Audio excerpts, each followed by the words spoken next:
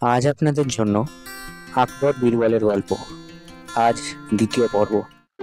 যমুনা নদীর তীরে বাদশাহ আকবরের একটি প্রমোদ ভবন ছিল।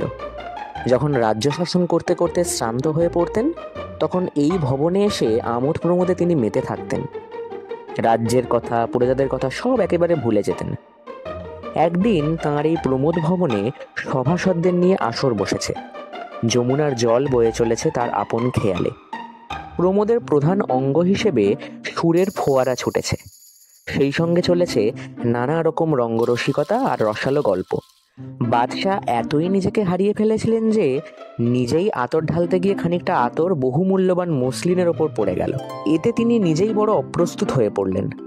যদিও ব্যাপারটা খুব সাধারণ, কিন্তু তিনি পাত্রমিত্রদের সামনে খুবই লজ্জায় পড়ে গেলেন। তাড়াতাড়ি সবার দিকে একবার তাকিয়ে যেখানটায় আতর পড়েছিল সেখানটা মুছে ফেলতে গেলেন, কিন্তু ততক্ষণে আতর অদৃশ্য হয়ে গিয়েছে। আর কেউ ব্যাপারটা না দেখলেও কিন্তু তিনি বীরবলের চোখকে ফাঁকি দিয়ে কিছু করতে পারলেন না। বীরবলের কাছে নিজেকে ভীষণ অপরাধী বলে মনে হতে লাগলো। পরদিন বাদশাহ তাঁর অনেক কাছের মানুষদের ডেকে এনে আতর দিয়ে একরকম স্নান করিয়ে দিলেন। বীরবল মনে মনে একটু হেসে ভাবলেন, অনেক খেয়ালের মধ্যেও বাদশার এটাও একটা খেয়াল। বীরবল অন্যান্য সভাসদদের থেকে একটু বেশি আশকারা পেয়েছিলেন বলে বাদশাকে ছেড়ে কথা কইতেন না। তিনি হেসে হেসে বললেন, জাহাপনা আপনি যাই করুন না কেন, মসলিনের মধ্যে মিলিয়ে যাওয়া সেই আতর কিন্তু আপনি আর কোনোদিনই ফিরে পাবেন না। ওই কথায় বাদশাহ আকবর বীরবলের ওপর খুবই চটে গেলেন। তিনি সঙ্গে সঙ্গে বীরবলকে প্রাসাদ ছেড়ে চলে যেতে বললেন। একটা ঘটনা ইতিপূর্বেও অনেকবার ঘটেছে। বাদশাহ রেগে গিয়ে তাকে সভাগৃহ থেকে তাড়িয়ে দিয়ে বলেছেন, তোমার মুখ আর আমি কোনোদিন দর্শন করব না। কিন্তু দুদিন যেতে না যেতেই আবার তাকে ডেকে পাঠিয়ে অনেক পুরস্কার দিয়ে সন্তুষ্ট করেছেন। অন্য সবার থেকে তিনি বীরবলকেই বেশি পছন্দ করতেন, বেশি ভালোবাসতেন। এবার বাদশাহ এতই চটেছেন যে তিনি আর বীরবলকে ডাকলেন না। বীরবলও বাদশাকে প্রাণ দিয়ে ভালোবাসতেন, তাই বাদশাহ তাকে না ডাকায় তিনি মনের দুঃখে এবং অভিমানে রাজধানী দিল্লি ছেড়ে চলে গেলেন এক অজানা পথের উদ্দেশ্যে। খবরটা চারিদিকে জানাজানি হয়ে গেল। বাদশার মোসাহেবেরা এতে খুবই সন্তুষ্ট হলো। তারা যেন হাঁপ ছেড়ে বাঁচল। এতদিন বীরবল তাদের অনেক জ্বালিয়েছে, তার জন্য বাদশার কাছে তারা অনেক অপদস্থ হয়েছে। বীরবলের বুদ্ধির কাছে তারা বারবার হেরে গিয়েছে। কথাটা বাদশার কানেও গেল। শুনে তিনি খুবই দুঃখ পেলেন। এই কদিন বীরবল কাছে না থাকায় তিনি বড়ই বিমর্ষ মনমরা হয়েছিলেন। তিনি ভাবলেন, কাজটা তিনি ভালো করেননি, লঘু পাপে গুরুদণ্ড দেওয়া হয়ে গিয়েছে। কিন্তু ব্যাপারটা হাতের বাইরে চলে যাওয়ায় ভুল সংশোধনের আর কোনো রাস্তা রইল না। তুর্কি বাদশার কানেও কথাটা যেতে দেরি হলো না। তিনি মনে মনে ঠিক করলেন, এইবার বাছাধনকে জব্দ করতে হবে।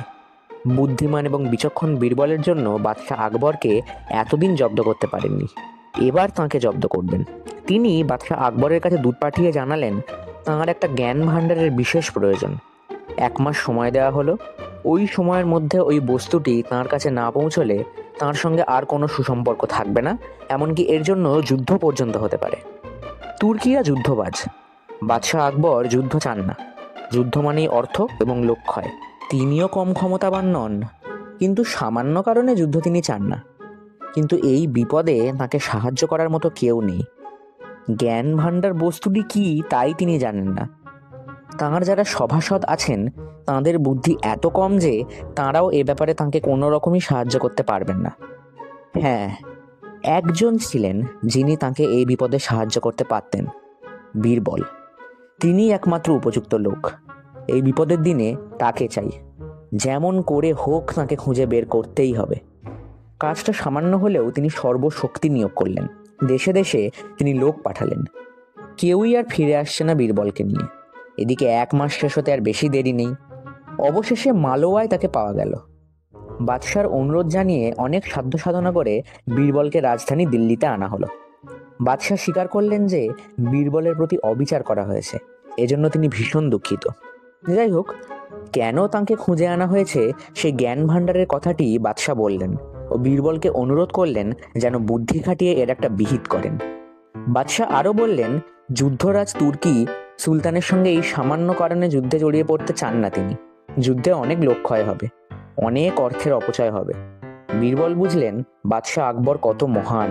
তিনি কয়েকটা দিন ভাববার সময় চেয়ে নিয়ে রাজদরবার থেকে বিদায় নিলেন। বীরবলের এখন মাথায় চিন্তা, মুশকিল আসান। এই বিপদ থেকে যদি বাদশাকে রক্ষা করা না যায় তবে বৃথাই তাঁর বুদ্ধির অহংকার। অবশেষে বুদ্ধি বাতলে ফেললেন বীরবল। একটা সুদৃশ্য পাথরের কলস নিয়ে হাজির হলেন দরবারে। বীরবলকে দেখে বাদশাহ তাঁর কাছে ছুটে গিয়ে জানতে চাইলেন কোনো সমাধান সূত্র খুঁজে পাওয়া গেছে কিনা। বীরবল বললেন, জাহাপনা, চলুন আপনার আবাদে একবার ঘুরে আসা যাক। বাদশার আবাদ মানে সে একটা দেখবার মতো জিনিস। কত বিচিত্র রকমের সব সবজির চাষ হচ্ছে, কত বিচিত্র সব গাছে গাছে ফল ধরে আছে। ঘুরতে ঘুরতে কুমড়োর ক্ষেতে ঢুকে পড়লেন বীরবল। আহা, কি বড় বড় কুমড়ো ধরে আছে গাছে। অনেক বেছে একটি বড় জাতের কুমড়োকে সেই কলসের মধ্যে ঢুকিয়ে দিলেন। কুমড়োটি কলসের মধ্যে বড় হয়ে উঠল কয়েকদিনের মধ্যেই।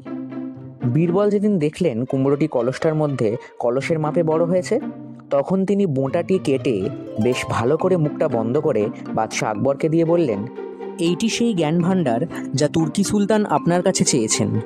আপনি লিখে দিন, আপনার নির্দেশ মতো নির্দিষ্ট সময়ের মধ্যেই জ্ঞান ভাণ্ডার পাঠিয়ে দেওয়া হলো। জ্ঞান আহরণের সময় এই ভাণ্ডারটির যদি কোনো ক্ষতি হয় তবে আপনার কাছে প্রচুর ক্ষতিপূরণ দাবি করা হবে। আপনি জেনে রাখুন, বাদশাহ আকবর কারো যুদ্ধের হুমকিকে ভয় করে না। কলসটি দেখে তুর্কি সুলতান খুব খুশি হলেন।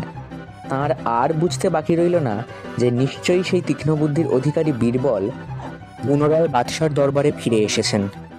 শেষ হলো আকবর বীরবলের গল্পের দ্বিতীয় পর্ব। Please like, share and subscribe our channel for further updates. Thank you so much.